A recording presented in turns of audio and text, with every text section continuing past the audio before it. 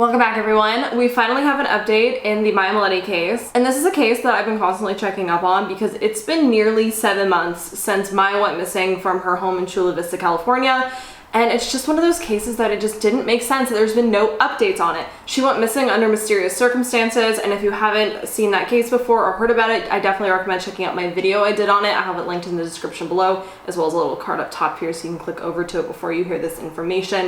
It will make a lot more sense if you watch that video first. But Maya went missing under mysterious circumstances, and it's just so crazy to me, despite all of that, that nothing has come out about where Maya may be, what happened to her, or any suspects or persons of interest in this case. But that was until today when I can finally come and tell you that Larry, Maya's husband, has finally been announced as a person of interest in her disappearance. But before I get more into that, I wanted to mention that in May, what is called a gun violence restraining order was petitioned against Larry. Basically what this order means is that it would prohibit Larry from buying or possessing any guns, any ammunition, any magazines, anything related to guns. And luckily Fox 5 obtained the restraining order, and I'm gonna quote what it says. Shows a law enforcement officer requesting order to protect the public and prevent harm to the respondent or others. The danger consists of children having access to firearms, possession of illegal assault weapons, possession of unregistered firearms, allowing a third party to possess firearms without a legal transfer, and the recent purchase of firearms subsequent to the execution of a search warrant of his home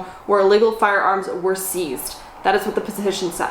And this petition also happened during multiple other search warrants being executed on the Millete home. Now, let's break this down a little bit. So there's a lot of reasons and a lot of evidence within this petition and why this enforcement officer was requesting this order. Now, it seems to have stemmed from 2 photographs. It says the petition shows a San Diego detective was emailed 2 paragraphs from a Chula Vista police detective of a kitchen table featuring 16 guns, 4 US passports, a government identification card, high-capacity magazines, and hundreds of rounds of ammunition.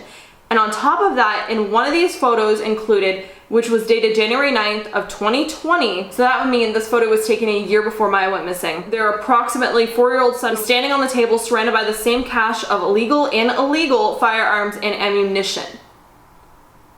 What the hell was going on in this house? According to the petition, these photos were downloaded from Millete's phone January 23rd, 2021, and all of this is according to the Chula Vista police. Let's just take a moment here. Why was there a photo of their son surrounded by both legal and illegal guns and ammunition? What? What was happening in this home even a year leading up to Maya's disappearance? That's what's really making me wonder what the hell was happening in this home for all of those guns to be out. Now, I understand America's much different than Canada. Guns are a more common thing there. I know it's a thing for parents to introduce their children to guns in America, way more common than in Canada, that's for sure, and guns are more readily available. But the police did say there were multiple illegal guns also involved in this. Why is there a photo with their young son among all of these guns, some of them illegal? They're not in a rural setting where people teach their children how to go hunting and use guns for hunting purposes. What was the purpose of them displaying them all with their child in this photo?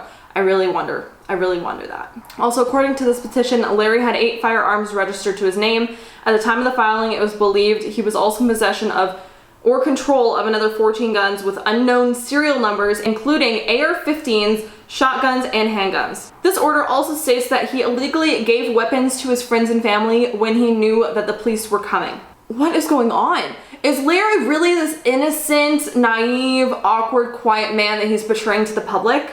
Or is there something deeper going on here? With a table full of firearms, what in the hell was going on in this family? Honestly, this is like straight out of a mafia movie to me. Like, I don't understand. Maybe it's just because I'm Canadian and we're not used to having so many guns around. Please explain down below if I am wrong and this is more of a normal occurrence, but my boyfriend's American, all my friends are American, and I've never seen them have photos or being involved with tables full of illegal and legal firearms taking photos. Like, you know, like, I don't get it.